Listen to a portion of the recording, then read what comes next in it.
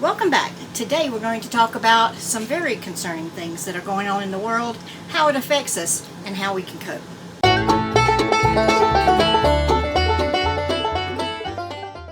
Welcome back. I'm Cindy, your Sassy Southern Grandma, and today is Monday. This past Saturday, there was some concerning things that happened in the world. Actually, I was enraged. I was very upset all day. I felt like my whole body was clenched up the entire day. I was very on edge, tried very hard not to spread that negativity onto the people around me, but it was mostly about trying to keep it in. Maybe I should have let it out. But when the current administration decided to basically start a war without Congress's approval, I was livid. I have pretty much been livid for 6 months, but that rage that's kind of an undercurrent all the time was very prominent that day, and I kind of let it take over, and I kind of let it boil and simmer and roll around inside me all day. By the evening I was better. I took a little nap that afternoon. That helped some. But the thing that really helped was today my husband and I went to Lake Pueblo State Park. We're in Pueblo, Colorado, which is kind of a mouthful if you try to say it too fast. And there is a huge state park near us. It's about 12 miles, I guess. And so we got in the car this morning. It was wonderful weather to get out. It was a little overcast, so it wasn't very hot. Started out, it was around 70 when we left home. And just the act of getting outside and being in nature and walking around made a huge difference. So I thought I'd share some things with you guys. I can't be the only person who's feeling this way. I can't be the only person who feels helpless. I can't be the only person who feels furious.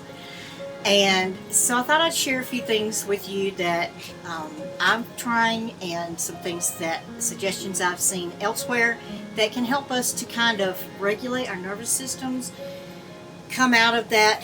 It's fight or flight, and then I tend to try to hold that in instead of getting it out, and that's not a good thing. It's not good for us physically. It's not good for us emotionally. It can raise our blood pressure. It can exacerbate any other illnesses that we have. If you are prone to inflammation, all of that fight or flight just floods your body with hormones and chemicals from your brain, from your endocrine system, that really can do some damage to your body. Saturday, I wasn't thinking about that. Saturday, I was thinking about how angry I was. And I think a lot of it is, I'm kind of a solution person. Okay, we've got this problem. What are our choices? Which solution are we going to choose? Let's do that. And I feel very helpless. I feel like there's not a lot I can do. One thing I did do was I wrote all of my congressmen, all three of ours, our two senators and representative, are all male. So I sent each of them an email, and which I've done before, but I wrote it about this particular incident and expressed my concern and what I expected them to do about it. And I don't know. You know, you throw spaghetti against the wall and hope some of it sticks. I don't know. I hope my voice, along with other people's voices, is enough. There's a lot going on in the country to show what our feelings are, what our voices are trying to say to those people that are in Washington who are supposed to be representing us. And most of us feel like they're not. Either side that you're on, it doesn't feel like they're representing us. The shame of it is there are two sides. There are two very opposing sides. And unfortunately, that's where we've gotten in this country. And hopefully, out of all this chaos and very unhinged actions and very it's not understandable to me, most of what's going on from the top down. But it can feel overwhelming. It can feel like it's useless to even try. It can feel like, what's the point? And I waver between getting up and marching every day that I'm not at work, going and doing something, and just becoming a blob and not doing anything at all. And there's a happy medium in there that I'm trying to find. And I hope that some of these suggestions will help all of us find that happy medium between not doing anything and beating our head against the wall for something that may or may not do any good. And like getting out in nature and walking and letting the breeze blow and being in the quiet. Oh, it was so quiet out there. It was so nice. All you could hear was the sounds of nature. And we came through the city of Pueblo, and my husband even remarked on, wow, what a shift. All of a sudden, we were out of the city. It was like there was a line drawn. We were out of the city and in nature. And that's where the state park began. And so there was nothing but nature out there. There were just a few buildings, some visitor centers and administrative buildings. But other than that, it was acres and acres and acres of nature.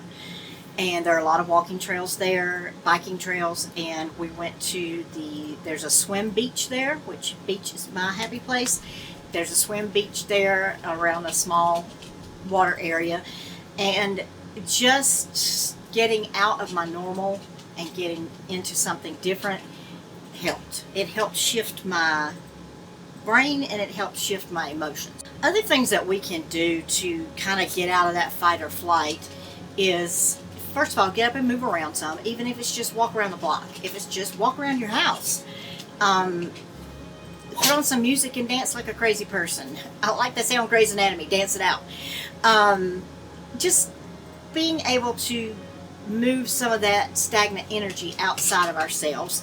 And also what can help is putting our energies into creating something.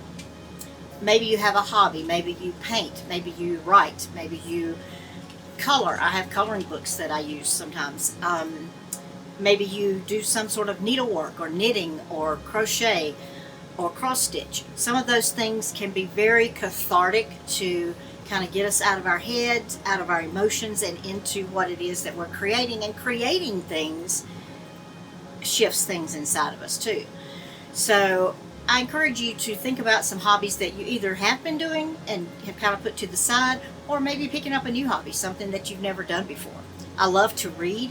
That's something that's helped me a lot. I'm in the middle of a really long novel right now, and so that has helped. That has helped to kind of get me into another world.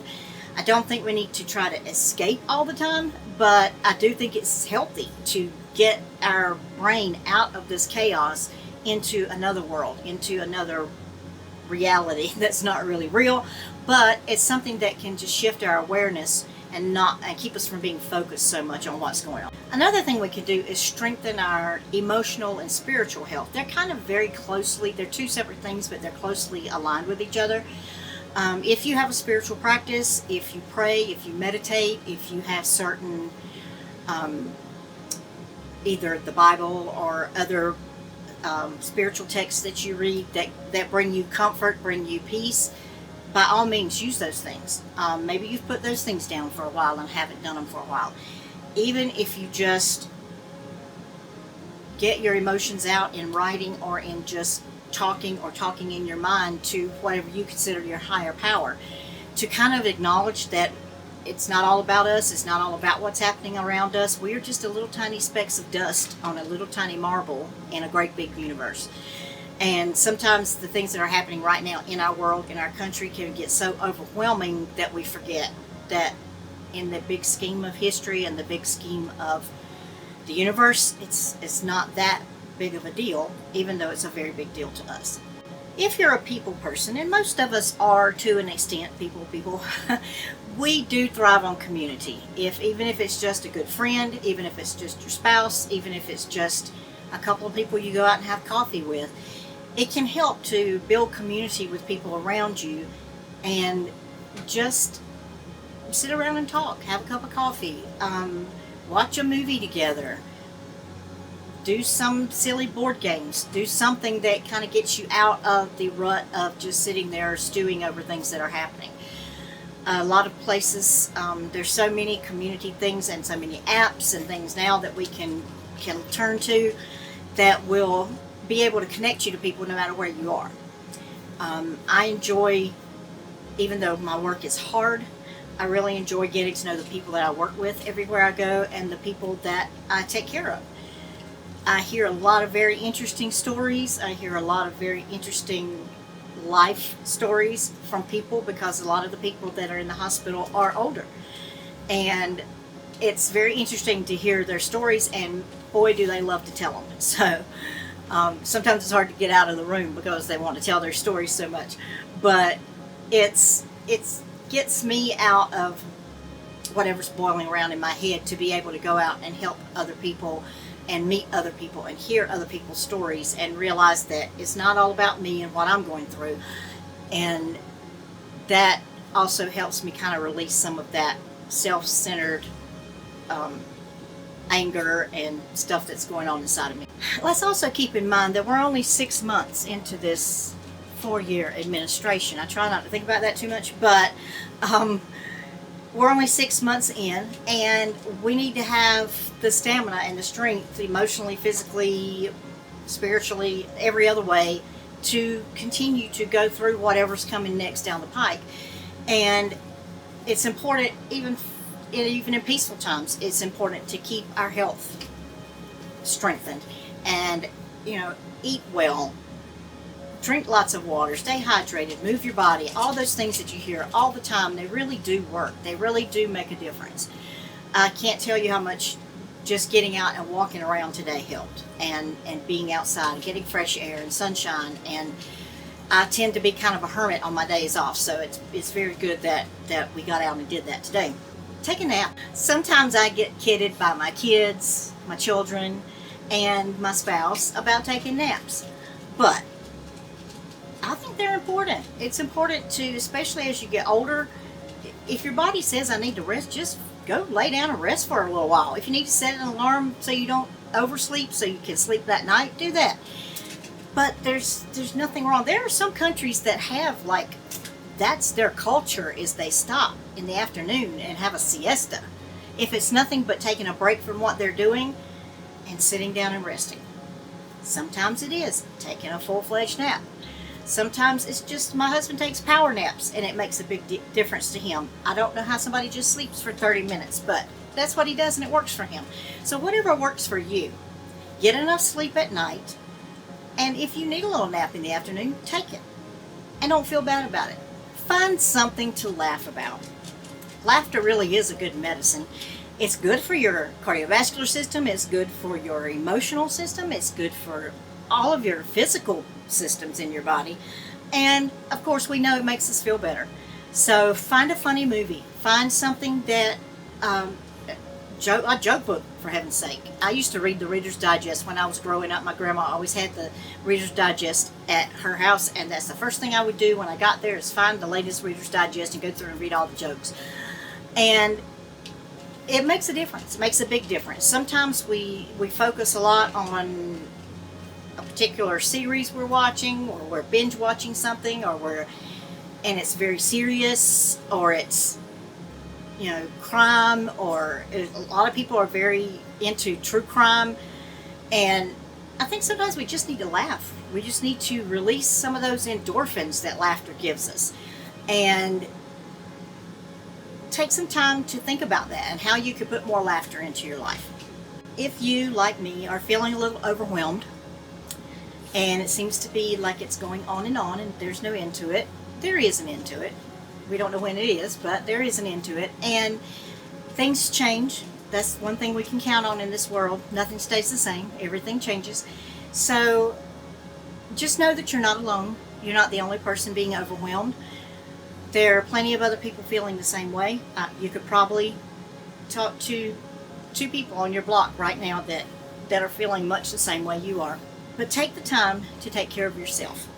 Take the time to get away from the news, get away from all the things that weigh us down and that can continually roll around in our mind if we don't get our mind on something else.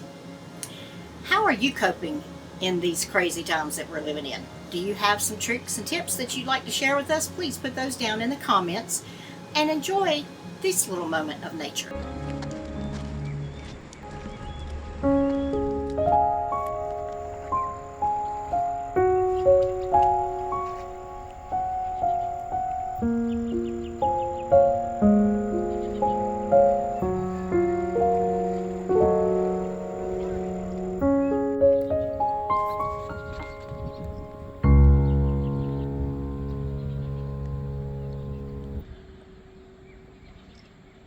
I'll come back now. Here.